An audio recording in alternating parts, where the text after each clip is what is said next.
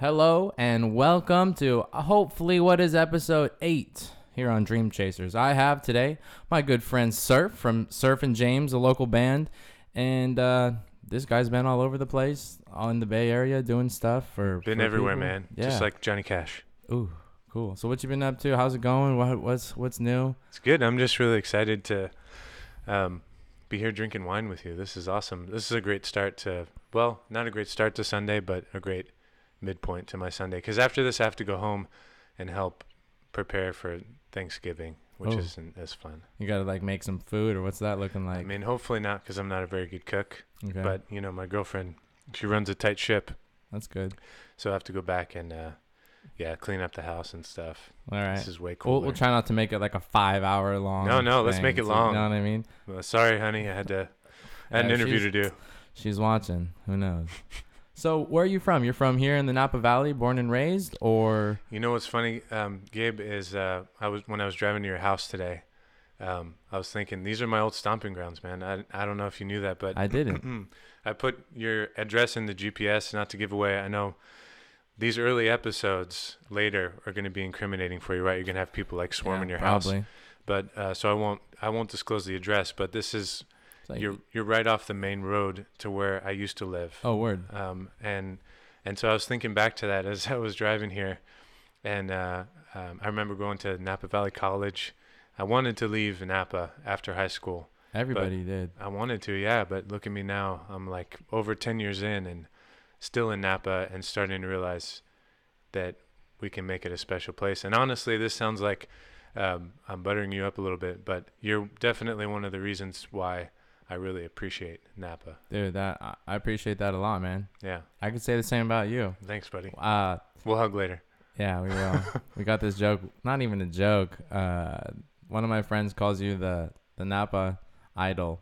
I love that. The Napa American Idol. Yeah, that's Limbo, I think, started that. She definitely did. And I agree with her, man. You got that stage.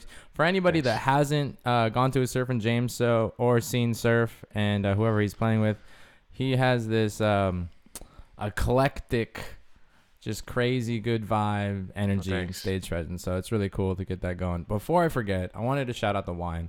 For those of you wondering, I'm not sponsored by any of these vineyards. Yet. But I mean, shoot, that's the goal. That's why I'm doing this. So today we're drinking Blue Oak Vineyard Estate Blend from Coombsville, Napa Valley, 2013. And, you know, I actually kind of like it. It's a little cold. Wasn't sitting out long enough for me, but I like it too. It's nice. I just left the wine business after 4 years. Oh, we're cheersing? Cheers. So it's nice to, still enjoy what the Valley has to offer. Shoot, I was going to save that for later, but let's talk about that now since you brought it up. Sorry, I'm throwing you off. No, it's okay. I was on Facebook the other day, and I saw you posted a status update in which you talked about leaving your job and pursuing music full time, and it had like well over 200 likes. Well, I did cheat. There's a lot of reasons I cheated, and just between you and me and whoever listens to this, okay. I'm intentionally a very dramatic person. Okay. And you've seen that on stage, but I'm starting to realize my flaws now. I'm 31, and so I really, in high school and college, junior college, when I went to Napa Valley College, I always loved psychology, and I love just seeing people's reactions and sort of trying to gauge them and figure out how to get their attention. Okay. And so the full story is that the less dramatic story is that I started working with these awesome people. They own a property management company in San Francisco. So 3 days I'm actually in the city. Okay. And then 3 days I work from home for Napa Live Music. Oh, that's cool. Yeah. Working from home is like, I feel like that's, for some people, that's like what they want to, that's where they want to make it. Yeah. What do you think about working at home? I mean, you like being at home and having the freedom to like wear your pajamas and stuff? You know, I like it. And at the same time, I don't like it because I see all the messes that are at home and I want to clean them. Oh. But I also want to stay focused because I'm getting paid by the hour. That's true. You know, so but for the most part, no, I'm very grateful that I have an opportunity to explore something. I've never done this before. I've always been in hospitality, working either the wine business or the restaurant business. So Nice. it's nice to have. I can go to the bathroom whenever I want. Yeah, I can that's true. get a snack. Yeah, Yeah, I can sing to myself.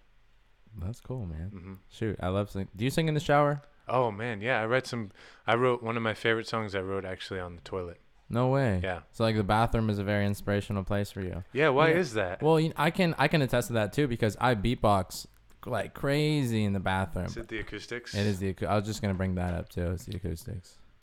Well, anyway, shoot. So you play music? I mean, you were talking about how you got the Napa Live music thing going on. You quit your job and got started with that. So how long have you been doing the Napa Live music now?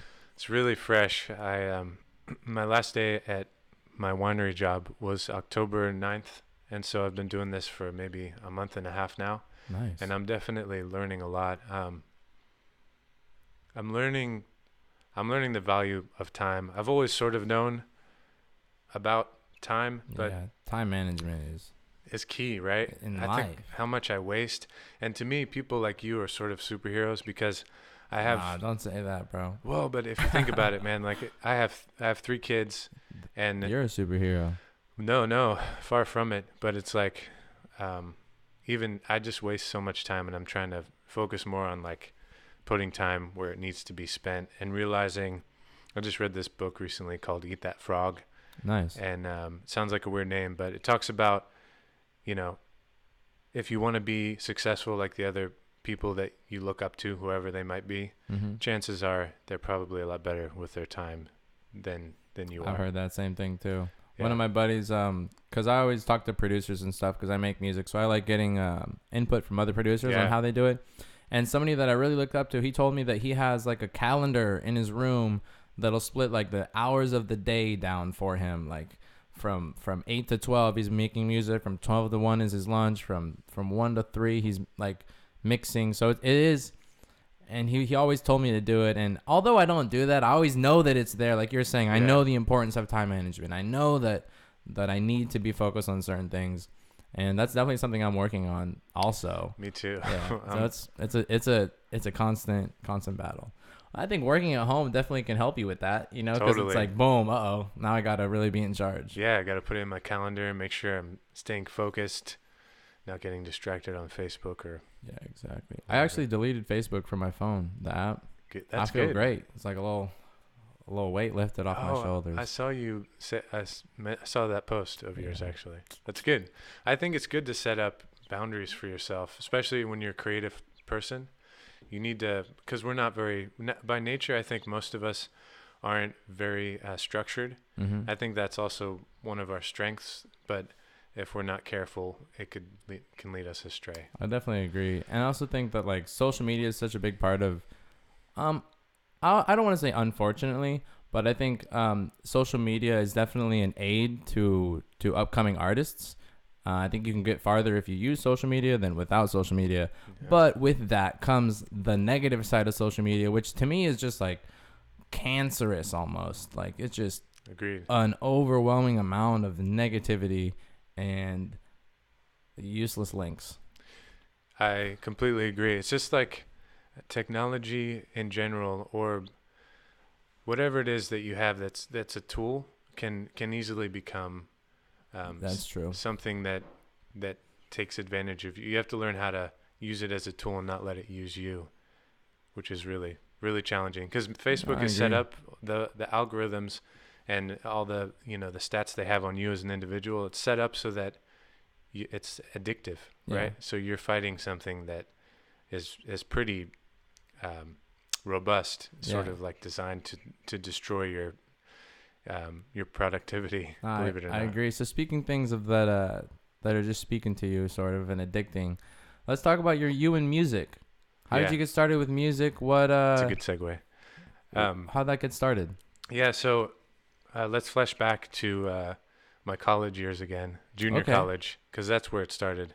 So hold on, I want to pause there Okay. because I have some stuff that even goes before college. My question is, like, some people might grow up with a certain type of music, maybe their first memories of music, and was there like parents involved, family members that helped along, like coaxing you? Because Yeah. I've heard everything from like somebody playing vinyls for their kids to people like playing hard rap every day to school. So it's interesting to see Yeah. from a young age? What happened? No, that's a really good question. Yeah, I guess if we were to really go back, it started with my mom and dad for sure. And my mom would always make up silly like songs when I was a Oh, that's kid, cool. just like ridiculous songs that would get stuck in your head.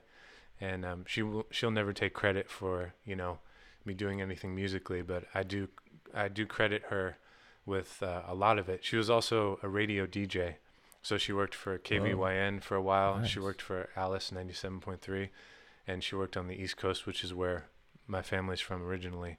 And so she would always be playing music, and I still love some of the bands that she loved. I remember listening to the Cranberries album on repeat Nice. in the car. I don't know who that is, but Well, it's not even cool to say you like them, I don't think, but I do like them. And I remember listening to Guster, another band that not many people know, but I always say that Guster taught me how to sing because I would sing along to their music. word. And now I listen back to it, and my tastes have definitely expanded, but I still appreciate that music. And then I remember my dad always listening to music in the car, and one album in particular was Rent, Okay. the soundtrack for the musical, Nice. and I still know all the words to that. So I just remember annoying my entire family by singing along to these songs. So you were always car. singing? I was always singing along. Was Yeah. there any did you ever try to pick up an instrument, or were you strictly like vocal? I did try. I tried playing guitar, and I can play it a little bit, Okay. but I was just spoiled, I think. My brothers are way more talented than I am. Okay. I have two brothers. I didn't even know you had brothers. Yeah, they don't live in Napa anymore. They live in New York. Okay. But my middle brother, Skylar, he writes music for video games. Oh. He's the golden child now. And then my younger brother is just a super talented guitarist, like really great guitarist. Nice. And doesn't do it as much anymore, but he should because he's really good. So I'm definitely the least talented in the family, but also probably the most stubborn, It's okay. persistent. You're good. Yeah. So what happened in college? So junior college, there were a few times in my life. One was when we moved from the East Coast to the West Coast. And the other was when I went from high school to college, where I would have these long talks with my mom. I would tell her all my problems. I'm really close with my mom, and she would be like, "You can do whatever you want in life, and you just need to change the script," basically is what she said, to paraphrase. And so it was one of those moments when I started college where I was like, junior college, I told myself, I'm not going to be who I think I am. I'm going to be who I want to be, even though that sounds kind of corny. Right. And so I went to this play. I've always loved musicals and theater, but I was always too afraid to do it. I went to this play, and on the back of the playbill it said tryouts for Kiss Me Kate, and I thought, well, I'm going to try out for Kiss Me Kate. Nice. And so that's where I met James of Serf and James. Oh. And I remember I went up on stage. I didn't have any music. I didn't know you were supposed to bring sheet music. I had never sung in front of anybody before. I was really nervous, and so I sang Happy Birthday like 2 octaves too low along to piano accompaniment, because if you didn't have sheet music, then you had to sing Happy Birthday. Right. So that went horrible, and I made it into the ensemble. But as I was, after my tryout, I was sitting in the audience, and James went up. This big, James, big tough guy, and he goes up, and he's just like very theatrical, and did a great job singing. I forget the song that he sang, but I was like, hey, that guy's kind of cool. And I like how he's not afraid. Like, he's still himself, but he's not afraid to just like kind of put it out there a little bit, Yeah. 'Cause I think that's something that a lot of us struggle with, is worrying about what people think. No, that's true. I know that I do, and he didn't. And so eventually we became friends, and we started making music together. So that's how that began. Nice. Yeah. So at what point did you want to kind of take it to the next level, and maybe you and Surf became a thing? Yeah. Well, when James and I started. Or you and James. Sorry, I said you and Surf. That's okay. I talk about myself all the time, so Cool. I can see how you get confused. Okay. No, we wrote our first song, and it was really bad. James' part was good, but my lyrics weren't very great. What was it about? It was about It was actually about all my friends that had gone on to college and how I kind of felt stuck in Napa. I can definitely relate. Yeah. I didn't even write a song about it though. No, well, maybe that's for the best. I didn't write a good song about it. It's okay. But not that you can't. I'm sure Nah, if you want to, you can. we could write a track together, you know. I would love that. I want to start doing more of that for sure. Yeah, that'd be cool. Yeah. It's really hard to write songs though, isn't it? Like I've written so many bad songs. For me, I have to, like, somebody else has to be in the room, or like a group of people have to be Really? because I'm like a group project sort of person. I like to have a group of people and all of us are on the same page, and then when I come up with the melody, I'll be like, oh, how does this sound? And then they can be like, oh, maybe do this, try that, and then there'll be a collective like, oh, that's cool. And that's like the moments I like, because if like 4 or 5 people are like, oh, that's cool, I'm like, boom, click click click, like that's in, like that's already. Yeah. And I can like really streamline my process, because when I'm by myself I just get so distracted basically. And there's so many possibilities, right? It's hard to like figure out what makes sense. And I'll like give one of my friends, I'll be like, okay, you have to make sure, like, when I go off topic, be like, Gabe, you're going off topic. And that's his job. So when I'm like talking, he's like, nah, bro, you got to get back on it. And it's like, haha, thank you. That's so cool. It's just all about, I don't know. When I started, sorry, I cut you off, but when I started this musical journey, I was trying to do it all by myself. And the more I continue this musical journey, I find that, I mean, teamwork makes the dream work is basically it. So I'm curious about that actually. When the first time I met you was at Zach's party. Mm-hmm. Was that when you started coming out and showing people what you could do, or was that just when I met you? I had started showing people what I could do a little before that, but that was essentially me coming out. Maybe a few months before that, but that was pretty much the beginning. Because that was really cool for me to see you. I'd never heard anybody in person doing that kind of stuff. I appreciate that a lot, and I mean that's what keeps me going too, is because if I don't do it, there's no one else that's gonna do it out here. So it's cool to have that drive too, to be driven by like not wanting to quit, because that's another thing with artists in general. It's like once you stop, you give up, like you're done. Once you stop making music, you're no longer a musician. Like once you stop making art, I don't know.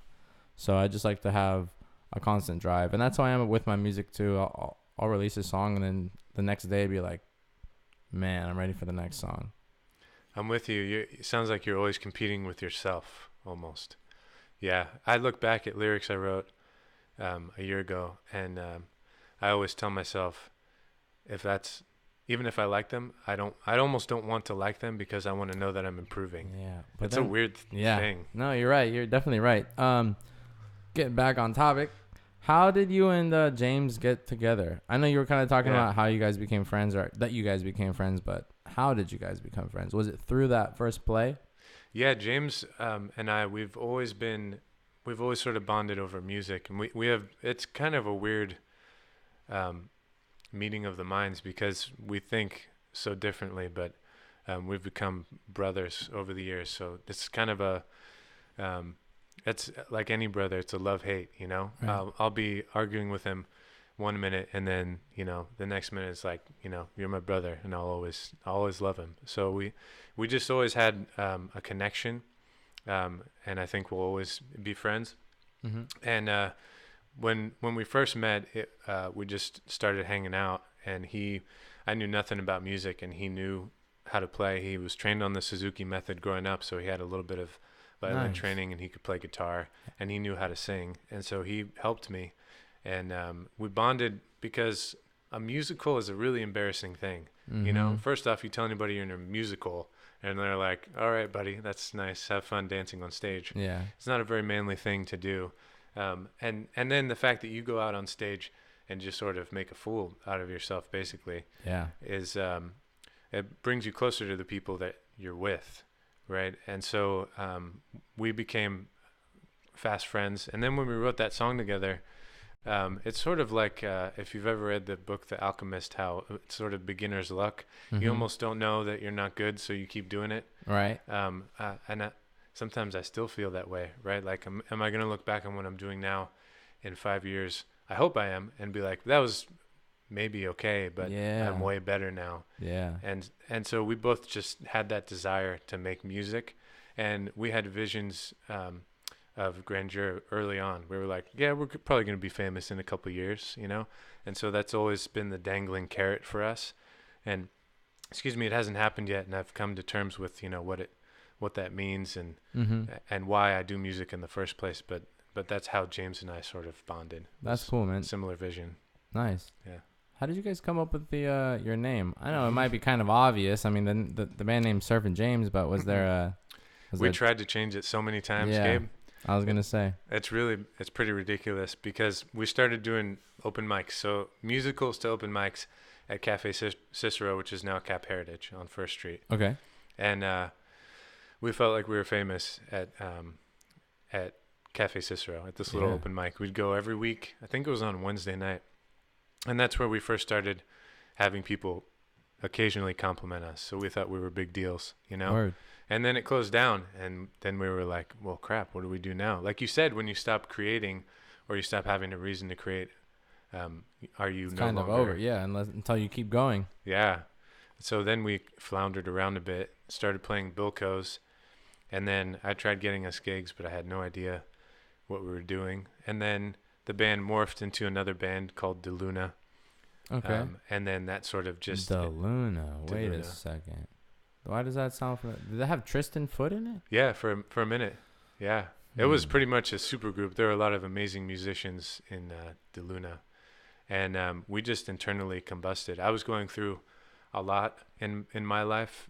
Word. I have 3 kids now, and I had just had twins. Sheesh. And I was stressed out, and I probably wasn't as nice as I should have been. And also I felt like we just weren't... I don't think it would have worked out either way. We had differences in our views that were... Mhm. Like creative differences. Yeah, that's a good way to put it. It Yeah. sounds cliche, but I really... Oh, you have to be on the same page as somebody, especially when you're creating art together. Yeah. Like the exact same page. And that doesn't mean anybody's right or wrong. It just means you shouldn't Yeah. work. You shouldn't spend like, you know, if Ti- you that much time with them. Yeah. And so then everything just sort of fell apart for me. And I did go through that phase where I had a hemorrhagic cyst, and this was like around 2008, sorry. Okay. And I became depressed. Not like super depressed. I've always been mostly a happy person, Right. but I couldn't really sing anymore Oh no. for a minute. Holy Yeah. shit. And Did you have to like get surgery or? I finally spent the money on an ENT because that's not covered under insurance, and I wasn't making a lot of money, Mm-hmm. especially since I had to work a couple jobs and 3 kids, and so I was like super stressed. But I wanted to know that my voice was okay, and so the ENT doctor, he was like, "You do have a cyst, so basically like a blood vessel burst." But he said, you'll be okay. You just need to give your voice rest. Right. And so eventually I started singing again, and that's when James and I reconnected and started making music. And I think that's to answer your question, is when I started taking it seriously. Nice. Is when I almost lost. I thought I was going to lose my voice, and I just started to realize, like, what am I without music? Right. And I'm still trying to realize that music is not me, because I think that's dangerous, but I'm a lot happier with music, and I need to make it, you know? That makes sense. Yeah. Who are some of your influences? I love Radiohead, Okay. and I love pop music. If I hear a good pop song, I don't care if it's Britney Spears or Ariana Grande. I'm not shy about telling anyone that I like it. And I went through a phase where I was, and I get some guilty pleasure songs. yeah, I don't care. I mean, if you look at, I don't know if you've ever listened to the podcast and the songwriter is, Mm-mm. but you really should. It's not as good as your podcast, of course, but it's this songwriter that he used to be in a band that we would like, Okay. that was very cerebral and thoughtful. And unfortunately, that music is hard to sell. You can definitely have a niche following, but what he learned is that he was a great songwriter.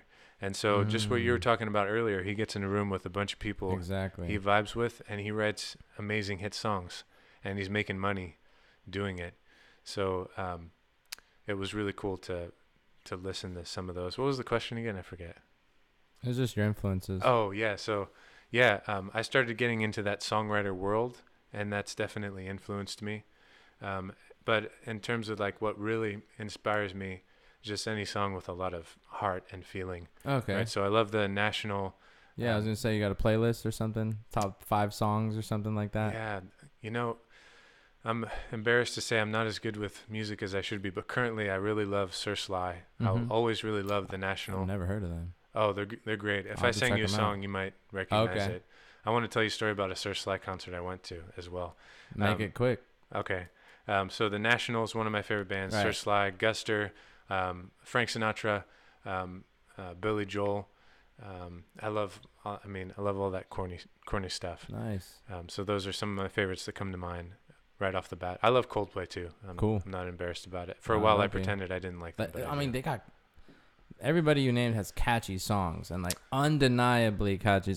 You could even argue like timeless music. You know what I mean? Like there's music out there that just resonates with the majority of people. Yeah, and I think that's a really good point, right? Because that's what we're trying to do. You know, Mm-hmm.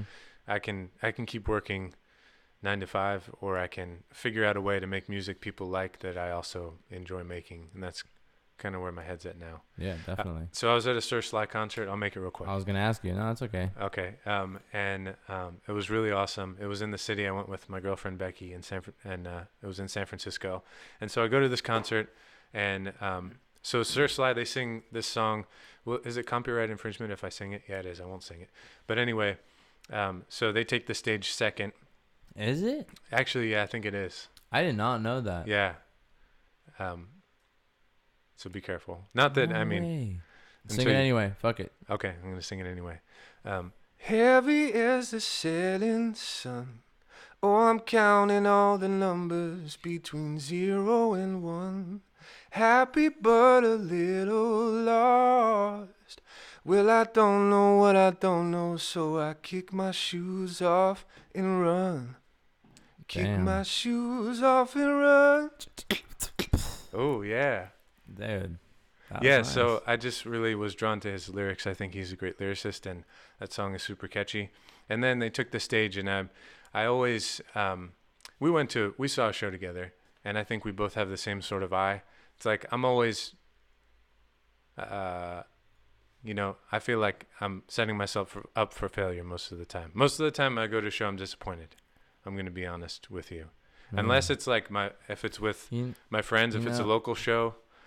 I got something to tell you. Yeah, am I wrong in I was on a plane, right, and this older Asian lady was sitting next to me, and I looked at her and I said, "Are you excited to go wherever you're going?" She looked at me and she says, "No, I don't travel anywhere or do anything with any expectations, because if you have expectations and it doesn't come out the way you are, then you're gonna be sad. Are you But serious? if you go into any situation with no expectations, no matter what happens, you're gonna have a positive outcome." And I was like, Drop the mic. yeah. Dude, So and that's I like tell people that. that should be the opening clip for your album when it comes out. I was on this plane with an Asian lady. I could do it, yeah. And I always say that because she was like really short, really small, but like super wise. It was just like the way she said it, and I was just like, man. I was like, I'm not even excited anymore to go where I'm going. I'm just ready, like I'm just ready to land and see what happens. So it was cool. There's some talk about that low expectations are actually somewhat beneficial, right? Because yeah. Go ahead. yeah, no, I think we're on the same track. Yeah, it's just like it's same thing with shoot. You can apply that to a lot of things in life, like relationships, friendships, dinner. It just gets down to anything. So a lot of people wonder how other people make music, and so whether that is on a computer with a pencil, and so I kind of wanted to ask you, what goes into you when you make a song? Oh man, lately it's been really hard for me, and I think it's because I'm growing. I just started working with these producers in Concord. Word. They're called the Canvas Group. I definitely recommend looking them up and working with them. What was it called again? The Canvas Group. Okay. And so there are these two guys. They were in this band called the Wild Imaginaries. Really amazing music. Before that, they were in a band called Via Coma. And just really cool guys. And so we started this. Sorry, excuse me, a little burp. You're good. We started we started working together, and they've sort of retrained me to Nice. write better. And so it's been difficult because everything I show to them or come up with, they're like, that's good, but what if it wasn't that? And I'm like, well, I don't care. I want it to be that. And they're like, well, that's fine, but why don't you spend a little more time with it, and we'll come back to it. And so lately it's Wow. been challenging. But in the past, what I've done is just written songs. I think it goes back to the idea of just like doing it, because most of us are perfectionists, right? And I think it's important to remember that you should just create first, right? Especially if you're just starting out. If anybody's listening and they're just starting out, or even if you're not, you need to at least spend one day just making stuff and having a beginner's mindset. And then from there, you can go back to being your critical self, right? But even when you're writing, that's something that the Canvas group taught me. And you come up with a line and you're like, that line is really shitty. You should put it down on paper, because as soon as you put it down, you can forget about it and move on to the next line, right? And so lately what I've been doing is just trying to write a lot and figure out whatever makes sense, Yeah. and then come up with a melody that I think is catchy. And there's tracks that we've come up with that I'm singing along to. And then for me, it's the chorus. The chorus, I think, comes first. I'm Mm-hmm. starting to realize, because once I have a catchy chorus, I want to finish the song, you know? Yeah. I want to figure out the Exactly. verses and how they tie into the chorus. So that's how it works for me. Yeah. Cool. So, do you use any equipment when you write a song? Is it like just, are you writing it, or are you just thinking about it most of the time? Yeah, I like pen and paper, and Nice. I'm like I said, I'm not very talented, so I'll lean on James. You know, we'll come together and I'll tell him my ideas, traditionally speaking, and we would sort of hash it out. He'd come up with some chords, or he'd come to me with like some chords or a really catchy part, and I'll be like, I'm inspired by that, and I'll just start singing to it, and then he'll tell me what he likes and what he doesn't. And then sometimes we'll complete a song and we'll start playing it live, and then it'll just disappear because it's not good enough, you Ah. know? So I also want to bring that point up for anybody that's trying to create.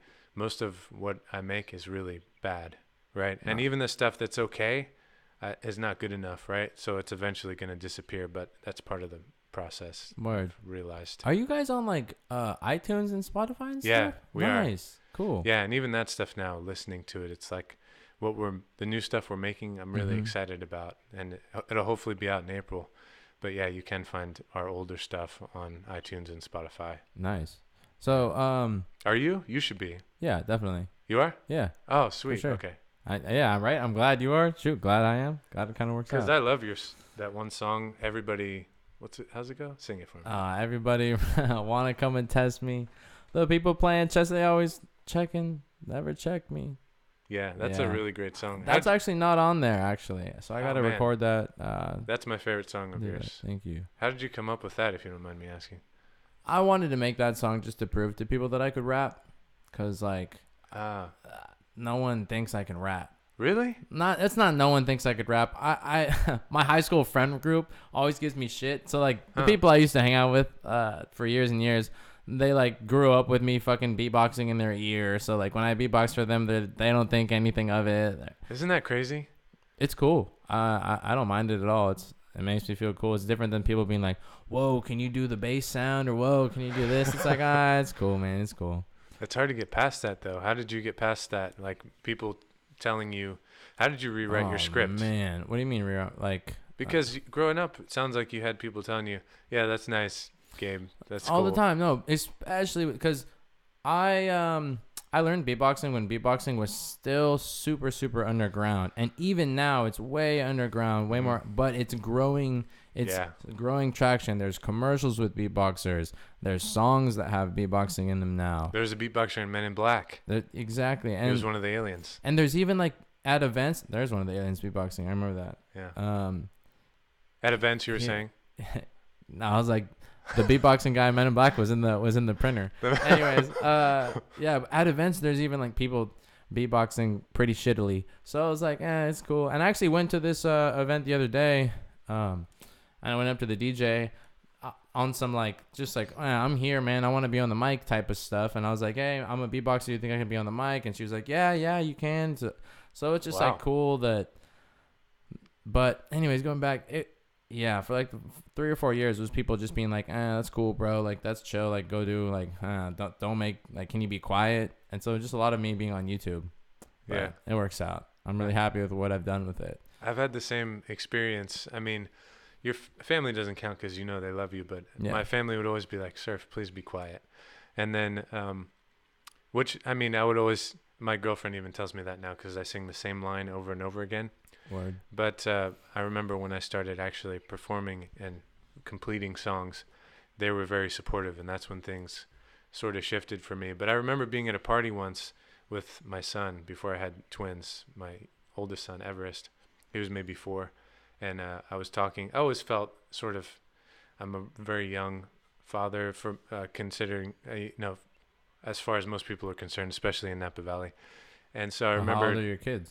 My kids are 11, 6, and 6. Nice. And so I remember being at a party, and I was like 20-something with these older dads, and I told one of the dads that I was in a band.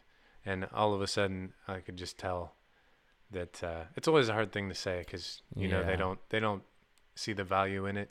And all of a sudden he was like, "Yeah, that's cool, bro." All of a sudden he started calling me bro. Oh man. And just felt like a big diss. And I know he probably didn't mean anything by it, but that's all fuel for the fire, right? All those people that and don't. like thinking back to that exact situation, I've had that happen to me too. But the thing I think of is like, that shit used to annoy me. Like, that used to get on my nerve. Like, I'm at the point now where if somebody told me, like, Agreed. "Oh, cool, bro. Like, you're in a band. That's tight, bro." I'd be, like, just smiling, like, yeah. And I'm so happy. And, like, the fact that you're treating me like this must say something about you. So it's, like, it's funny. It's good you learned that quicker than I did. Yeah, I don't know. People's opinions don't pay the bills. Well said. My dad told me that. Speaking of that, my parents weren't really for my music at all, man. My dad was one of those guys who like built the second half of this house. So he's like, "What are you gonna do to pay the bills? This isn't gonna pay the bills. How much money are you making?" Dot dot dot. And it wasn't until, like you were saying, I completed some songs, started performing them live around town. Maybe 2 or 3 gigs later, they're like, "Okay, this is cool. I can see some traction happening, some progress." And I think that's kind of what you were relating to also. Yeah. Where you guys took it to the next level. Yeah, and I think that's a tricky place. That's like the classic story, right? And I'm starting to understand why parents think that way. At the same time, though, it's really cool that once you started making stuff, they started supporting you. That's cool. I also have to shout out my parents because I'm very thankful that I'm in the position I'm in to where I'm able to be doing these side projects. I'm able to be doing music and this Dream Chasers thing, and that they're supportive of it. So, I mean, much as I'm like, oh, they weren't very supportive, it's like, nah, they're very supportive in the fact that, you know, I mean, basic parent things. I'm not trying to overcomplicate it.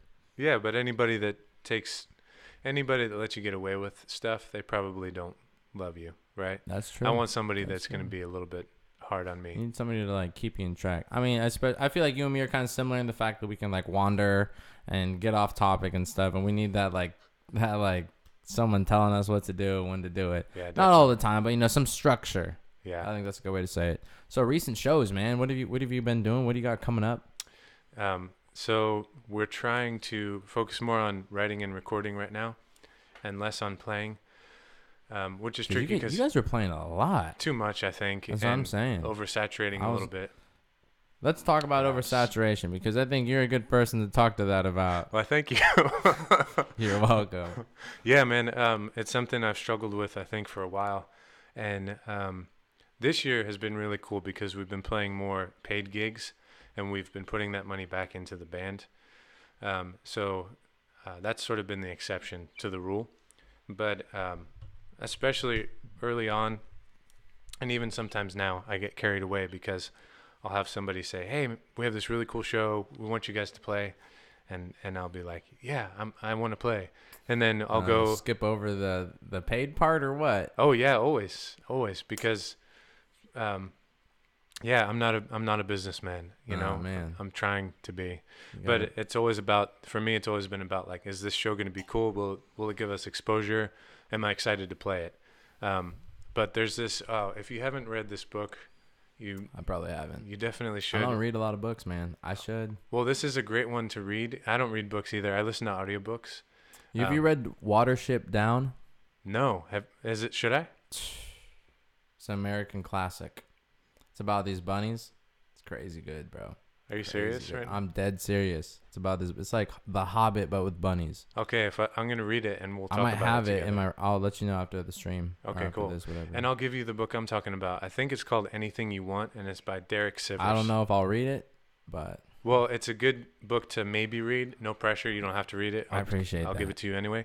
It's really small, and it just talks about how if it's not a hell yes, then it should be a no, right? And You know, sorry, I keep cutting you off. no, man. I like it I'm because gonna we're vibing. yeah, or vibe. We're vibing. I know. Sorry, that's. I'll just say it's like, when you go shopping and you're like, if you don't really like this, and you Mhm. don't really see yourself wearing this, then don't get it. Now I'm flashing back to you on stage when you were playing at Feast and somebody was like, "I like your shirt." It was a Wolf shirt, and Oh, then yeah. and you were beatboxing, and then you stopped midway, and you were like, "My shirt's okay," and then you went back to beatboxing. I don't know why that really cracked me up. Thanks, man. I like to do that. And involving the audience is a huge part of my performance, and I think it Yeah. should be a part of everybody's performance. No, that's how we bonded. I don't know if you remember. I think we were both drinking, but you went on stage and did your beatbox thing. It's the first time I was introduced to what you do. And then I went on right after. And then afterwards I got off and you were like, "Hey, man, I feel like you didn't say kindred spirits, but you're like, we have like the same Similar vibe or vibe something. on Hell stage." And you were like, "You get low and I get low." Yeah. Hey. And I noticed that when you played at Feast, when I saw you last, how you're just fearless. And I think that's really important.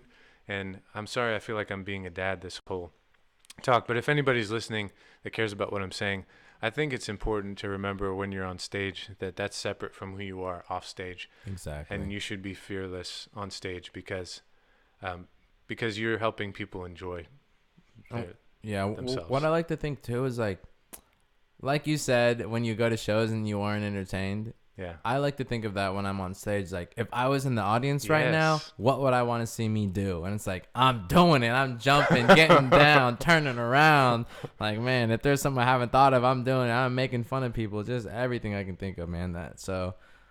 Yeah, I really like performing live. And I've kind of been involved with that in a long time with just choir and stuff. So it was never like a big thing for me, because I have people come up to me after shows and be like, "Man, I can't believe how you get up there and just go crazy or just not worry about anything." And it's like, well, I've been doing this for like a long time. So Wait, tell me, I didn't know about that. You were in choir? I've been in choir since elementary school, man. I didn't know that. And in middle school, I got recruited to like a Napa High School choir, and then in high school, I was part of like the chamber choir for 3 years. Wow. The vocal music workshop for the last year. That's So where I you're started. like you're legit. I had no idea. Dude, I played violin in Carnegie Hall, and I've got to sing in Carnegie Hall with the choir. You play. I didn't even know you played I an did instrument. Suzuki also Wow. for like 6-7 years.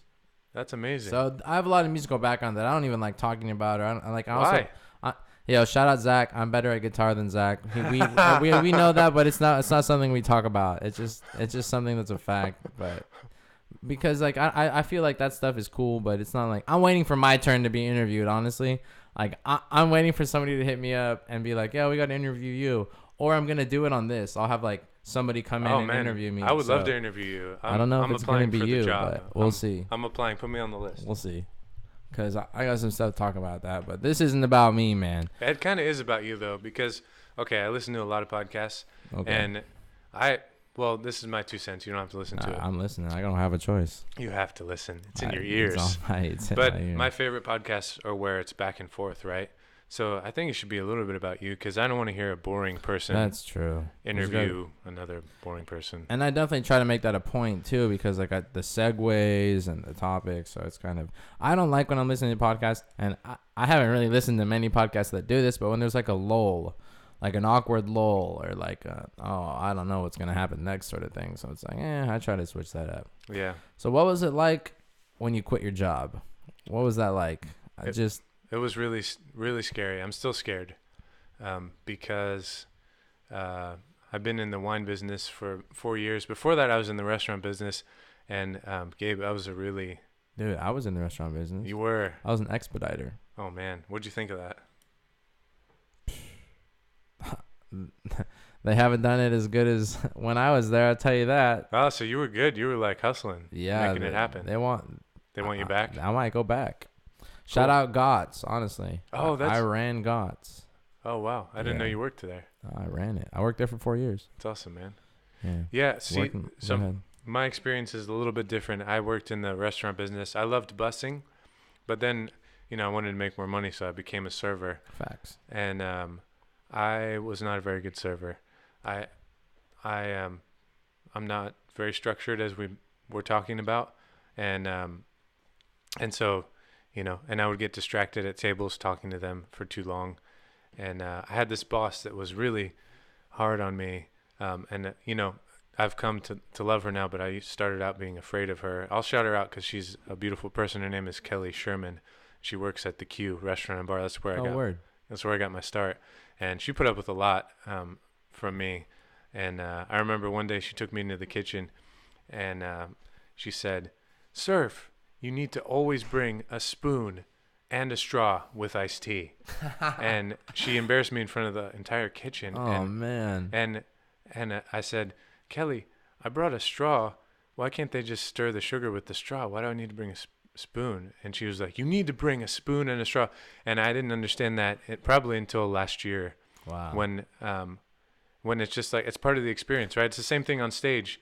It's all part of the experience. How you feel on stage, what you're giving to the audience. It's the same thing. It's a performance when you're serving somebody in a restaurant. Same thing in the wine business, which is what I transitioned into. And I wanted to talk about the visual aspect of that.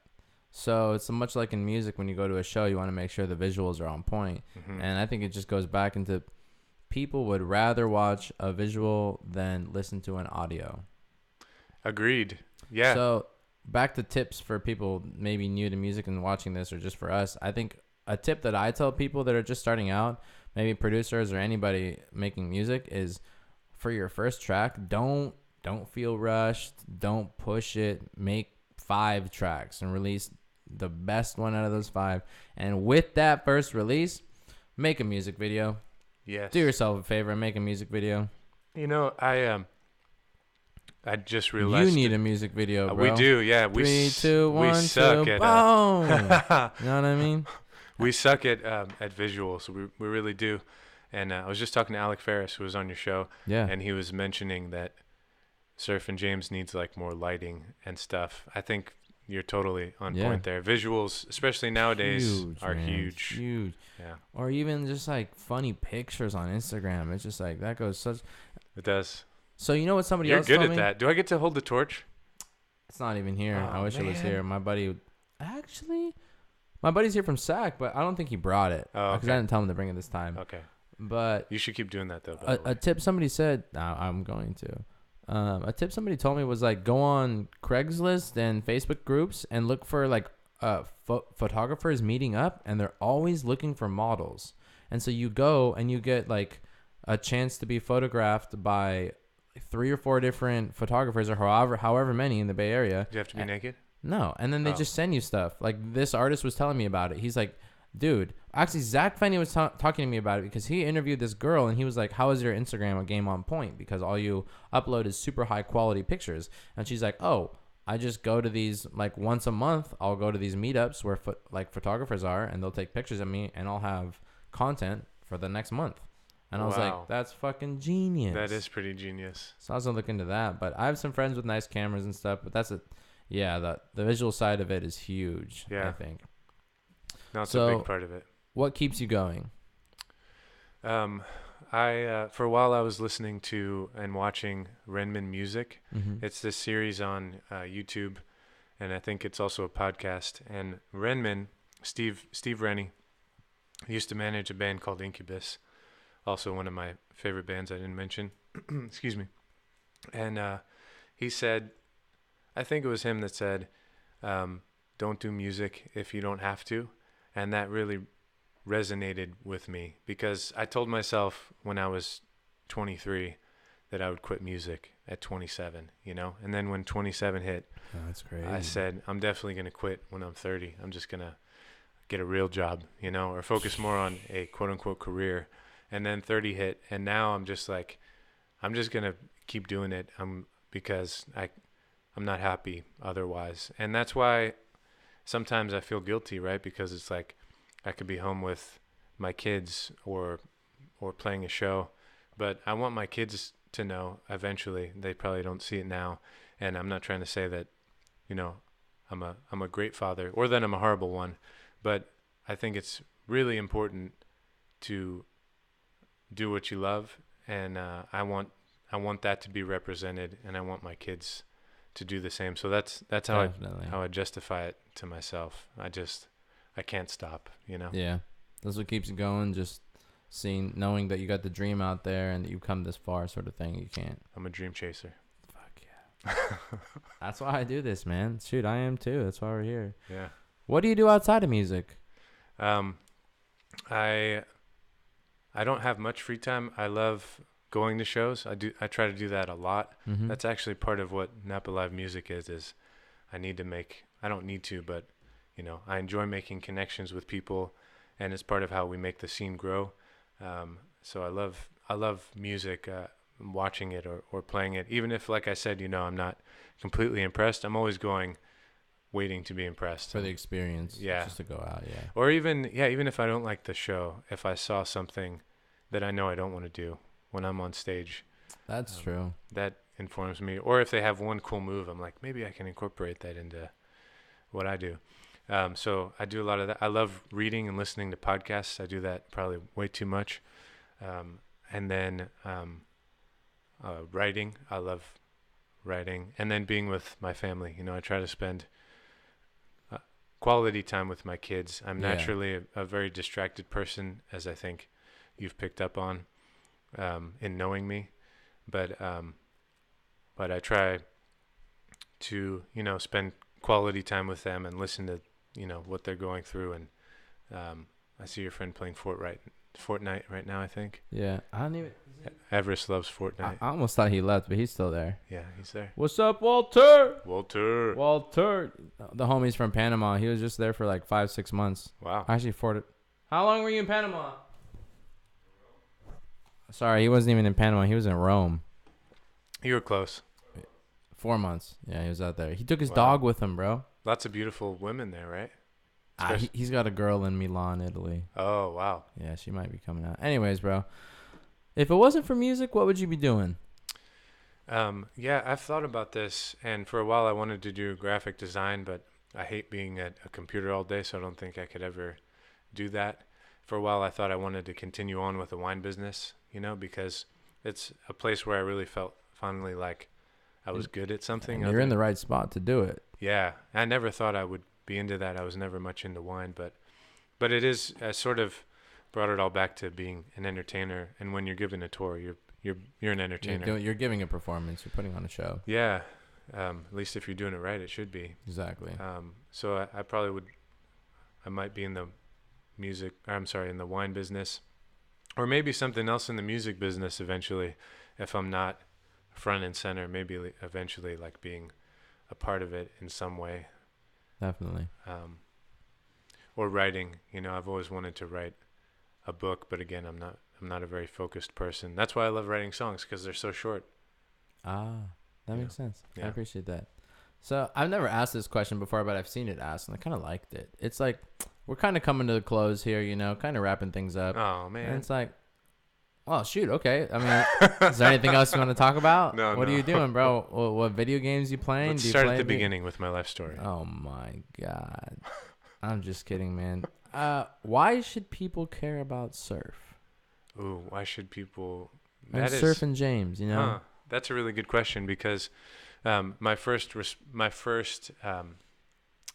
response, without thinking about it, would be to say they shouldn't. But if I'm saying that, that's automatically false, because obviously I want people to care about me, because that's why I do music. And I'm gonna go back to a post that I've been posting more on Facebook recently, because I'm trying to reconnect with people, and I've been distracted for a long time, and for a while I've been thinking I need to focus on music, right? Definitely. And my bubble was really small, and so I just started working in the city recently, and seeing people on the ferry every day, and I'm a people watcher. I'm very fascinated by people, and I just started to think, like why. When I wrote this post just the other day, I was thinking, well, why do I want people to come to January 5th? So January 5th is a really big show. Yeah, talk about that. Yeah, and it sort of ties in. It's a big show for me because it's the first show that Napa Live Music is putting on, and so if it goes well, hopefully I'll still have a job, and we can keep doing these shows. Definitely. And the other thing is like what Zach is doing and what you're doing, where we're making music and we're bringing people together. Napa was never like this, and you remember because you've grown up here, right? Yeah, definitely. Like go back even 5 years. Yep. And I want to thank, I'd shout out Bottle Rock if I knew anybody from there was watching, because I think Bottle Rock was a huge catalyst into the local music scene in Napa. I totally agree. And with notoriety in Napa in general, there's been a huge burst in people. Just like you can, Yeah. I mean, with the fires, it's kind of hard to tell right now, but before the fires, I'm sure after the fires, you could drive downtown Napa on a Monday and just see people walking the streets like it was Friday. Agreed. And so it's just a lot. But like you were saying, back to the Napa local music scene, because that really has nothing to do with that. The local music scene has been growing too, and I have to give a shout out to Blue Note. I've done this before, but Blue Note has given a huge platform for local musicians that, besides jam cellars, their tasting room. Yeah. Those two places, Jam Cellars Tasting Room and the Blue Note, those two places have been doing a lot for the local music scene. I agree 100%. And here's the thing though, we're at a crossroads now, and some of us may not realize it, but there's places closing down like Uncorked. I don't think Blue Note's doing amazing. I think they're hustling, and I think they have great potential to be a super important venue in Napa, but I think Napa is very unique. I think its demographic is very unique. The tourists that come in, they're not looking for music. I think we can change that though, and I think the key is we need to start another Napa Valley Vintners. And what I mean by that is, so Napa Valley Vintners is the group of winemakers. All these pioneers from Europe came into Napa, and they said, we're going to make wine. And everybody was like, you're crazy. Why don't you just stay in Europe where wine is already made? And speaking of wine, yeah. And so I think Mondavi got all these people together because our natural inclination as people is to be competitive, right? Right. And that's not a bad thing. Like I might hear a track that you make and be like, damn, that's a really good track. But that's not going to make me not like you. It's going to make me say, I wonder if I can make something better, right? I'm still working on that, by the way. But no, you're good. But my point being that if we all, it sounds really kind of corny, but if we all keep making music and we all come together and work together, what these venues are missing is an audience, right? Yeah. We have the local scene, but we need it to grow. And there's a separation between Bottle Rock and the Bottle Rock events and the local music events. And the local scene. Yeah. And that's where we come in. And that's why it's so important that we come together and we work with each other and we keep making amazing music and we keep going to each other's shows and we bring in bands from outside and we show people that Napa is different now, you know? I agree. I go to San Francisco to listen to music most of the time. Wow. Because there's a lot of cool music that I hear here, but I can't see Sir Sly or people that are sort of on the cusp, right? You're right. Or that local scene, it exists, but the pool is very small. So I'm just interested in expanding that and seeing if we can create something similar to places like Seattle or Nashville, right? I think we're sort of in between right now. So back to your original question, why should people care about surf? I think maybe they should care about me because if they care about music, and if they want to hear good music, or at least hear somebody that really cares about it, and then meet my friends and other people that also feel that way. Yeah, because you have like a support group around you too. There's quite a few people that support you, man. I've gone to your shows and seen a very supportive group of people there. I'm really grateful, and you're one of those people. Definitely. And I hope that I'm one of those people to you. But I'm trying to keep my train of thought here. But Oh man, it's the awkward pause you were talking about. Nah, it wasn't my fault though, so it's okay. But yeah, I think I'm going off on a tangent. But my point is just that um, my post on Facebook was just about why I make music, Mm-hmm. and the reason I make it is because I want to share it with people, and without the people to share it with, to me at least, it's like a light in an empty room, right? Right. I want it to be a crowded room. I want music to sort of be a catalyst for other things to exist as well, like friendship and good times, especially nowadays when there's all this shit going on Yeah. in the world. I So can't agree more. that's why people should maybe not care about me, but we should care about each other and That's a you good know, one. enjoy our lives as long as we're here. Yeah, definitely. Yeah. So, bringing this to a close, do you have anything that people should know? Any shows coming up, merchandise, websites, social media? Now's your chance to plug it. All right. Yeah. So we have a show I didn't mention. Oh. November 23rd, Black Friday, horrible time to play show at Kamomi. So if you're free, November 23rd. And then we're also playing January 5th. We're playing that show. And we're playing with amazing bands. Van Gogh from Oakland. Basie Vibe from Sacramento. He's this awesome soul R&B singer. You would love him. We're playing with the Risky Biscuits from Murphy's, California, which is at the Sierra Nevada foothills. All these musicians are amazing. So back to your question, even if people don't care about me, they should come to this show January 5th because honestly, the bands that we booked, I think are pretty amazing. I'm excited to hear them. That's cool, man. Yeah. Well, with that, we're going to do one last cheers, and thank you guys for watching Dream Chasers. This was episode 8 with Surf from Surf and James. Cheers. Cheers.